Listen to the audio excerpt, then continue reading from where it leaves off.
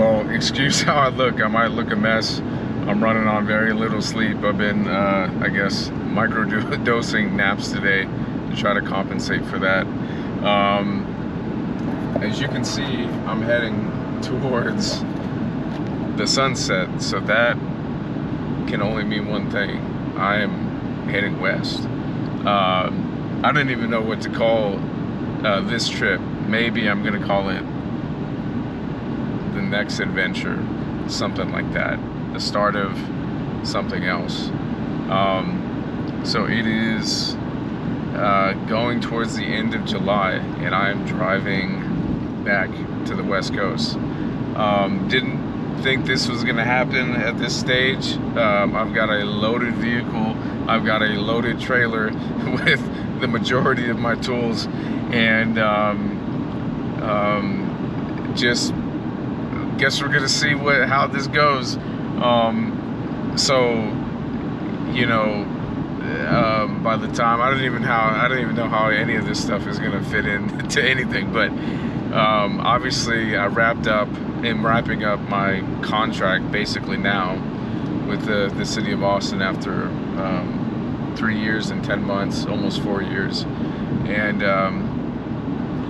was definitely going through it, trying to figure out, well, what's next. And long story short, I mean, I've been actually job searching for months, probably more than months, at least 6 months to longer, and just have not found the next thing, which is why I stayed on so long and also wanted to finish things out.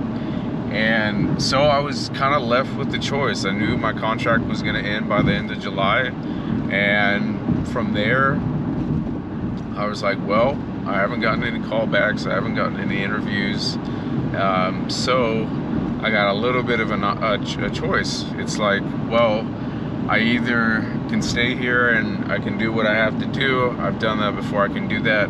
If I need to, I can go back to driving Lyft. That's what I did before I started working for the city. It was terrible. It was very tough trying to make a living doing Lyft at that time before the pandemic. And then when the pandemic happened, it totally killed it. And so that's pretty nerve-wracking, and to feel like I just did all this work. I did all these amazing things over the past 4 years, and now I'm going back to Lyft driving.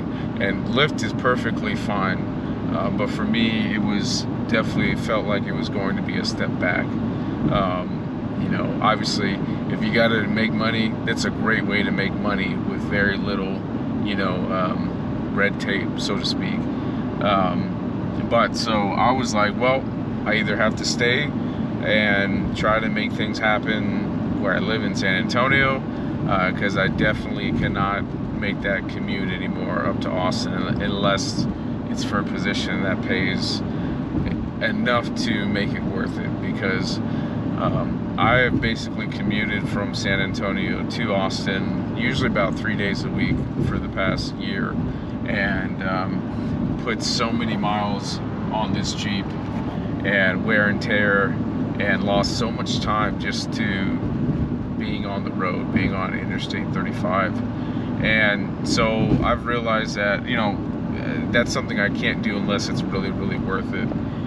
So I basically made the decision. I got invited to go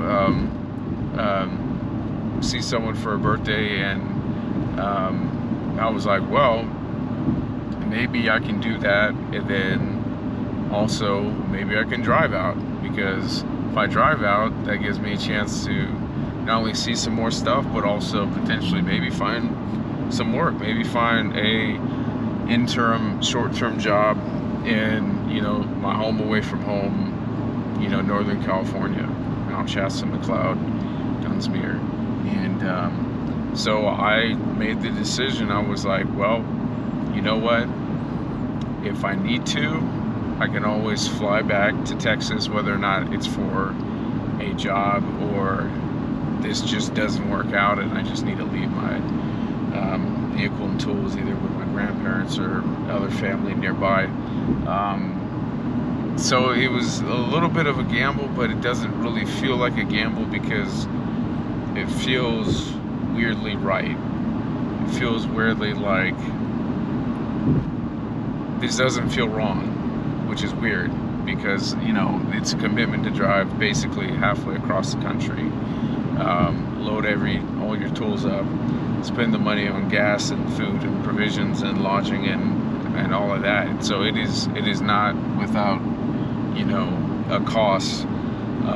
But at some level, the way I see it is that I'm going to have to work hard regardless of where I'm at, whether or not I'm in Texas or California or Oregon. And I really think the next chapter of where I'm heading is basically that, is being able to work on different projects in Texas, in California, and also working on some of my own projects. And so weirdly enough, this whole drive halfway across the country thing, just for whatever reason, just has lined up, and I think it's gonna do more good than maybe people realize. And I've kept it pretty quiet. It's very hard to you know, to make a decision like this when your job is basically done and you're driving cross country, you know, spending money doing so. And so I kind of realized that, okay, I just kind of have to do this. This is a decision I have to make, because obviously I'm going to be the one that's going to deal with the consequences, or whatever it is I have to do. And for that reason alone, I have to act full send, you know. I think one thing that I've really realized as of late is I don't want to be wishy-washy. You know, I don't want to feel like there's these options and I just can't commit to one of them, whether or not that's a job, whether or not that's a relationship. I've gotten to the point where, you know, for a long time I was, you know, I don't think I was doing 100% of what I could be doing, because I was afraid to commit. I was afraid to make a mistake, afraid to choose the wrong job, the wrong relationship, etc. And that causes you to second guess your decisions. It causes you to maybe go with things that maybe, you know, you can do better, and that's doesn't have anything to do with, you know, oh, you can do better physically with the person. Now I'm talking about, you know, if you gotta fully commit to something and be okay with that, you know, and feel like, you know, I'm gonna fully commit to this, because or else you're not gonna know what you can do, what you're capable of. You're just not. And so at some level you have to say, this is gonna hurt me more if I don't make a decision and stick with it. So let me make a decision and go from there. So that is what I am doing. I am making a decision. It is not without a lot of thought, a lot of anxiety, a lot of angst, because it is definitely heading off into the unknown. And that is something that I know all too well about. And one thing I've had to remind myself is I'm not actually heading off into the unknown. There's a lot of things that aren't set in stone. There's a lot of things up in the air. But I'm essentially going home in a lot of different ways. See friends and family, people I love and care about, and going to an area that I've been going to since I was a child. And so it doesn't really feel like I'm going off into the unknown like when I moved from Seattle back to California to Pasadena, or when I moved from Pasadena to Austin, Texas. That was literally going into the unknown. And so so I feel like this is just a little bit different, and kind of a reverse thing, because obviously I'm driving west, and I'm actually going to be stopping in a lot of places I've stopped before, and because I enjoyed them so much and they left an impression on me that I needed to go back. And so it is getting pretty dark, but we are just outside of El Paso. We're about an hour and a half away from El Paso. So it has been a full long day of driving. after basically staying up all night last night trying to finish loading things up, packing things. Loading my trailer was just a huge, crazy thing. And so I am going to El Paso because I had to stop and get one more supply provision that I can't really get anywhere else. It has to be at a big box home improvement store. So I'm on my way to Home Depot before they close at 10 o'clock, and my ETA is 9:50 p.m. So I'm gunning it. Well, I'm not speeding because I can't, because the Jeep and the trailer way too much. So I couldn't even go over the speed limit if I wanted to without severely having pretty bad miles per gallon. So I'm gonna try to make it to Home Depot, pick this thing up, and then I'm on my way into New Mexico.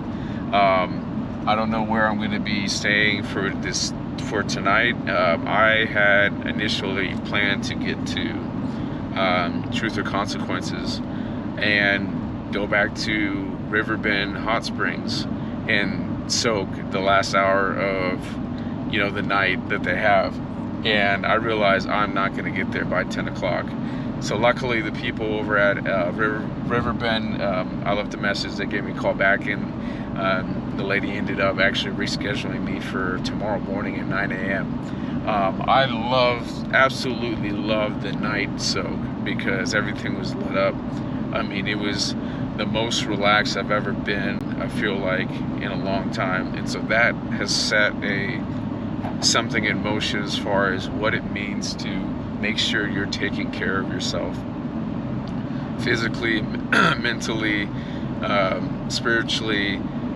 You're doing the rest and recovery every day. You go out, you work hard, and then you recover.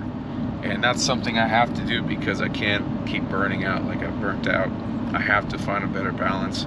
And so that's one thing that I'm really hoping to do with this trip. Anyways, so after El Paso, we will head north and hopefully, figure out where I'm staying for the night. And then tomorrow morning, we're gonna start this trip off the way I really kind of almost ended the trip last time. And what a way to start a trip about moving on to the next chapter. And you gotta move on to the next chapter as relaxed and ready to go as you can. And so that's what I'm gonna be doing, and taking it one day at a time. I know a rough route of which way I'm going because, like I said, I'm gonna go back to certain places I've been before. Of course, now this is the middle of the summer and not the middle of December, even though last time I didn't have very bad weather, but it was cold. It wasn't winter. And it is summer, so it is hot. So that's gonna probably change a few things, but I'm really looking forward to the journey and looking forward to the next couple weeks, regardless of what happens, regardless of if I find something, regardless of if I stay on the West Coast for a little bit longer, regardless of if I hear back from something in Texas and I fly back. I'm anticipating what's to come and working towards that and heading towards that, and that's all I can do. And hopefully I get these videos out sooner than 2 years from now, because I think as taking a break and hopefully finding maybe have to make money, right? But to be able to have time to really get through a lot of footage would be really, really nice. So that's a hope that I have. We'll see what happens, and I'm gonna leave y'all at that because I gotta make it to Home Depot before they close and get this thing going. So till then, literally the road beckons, and I'm on it, and we're gonna see where this goes. All right.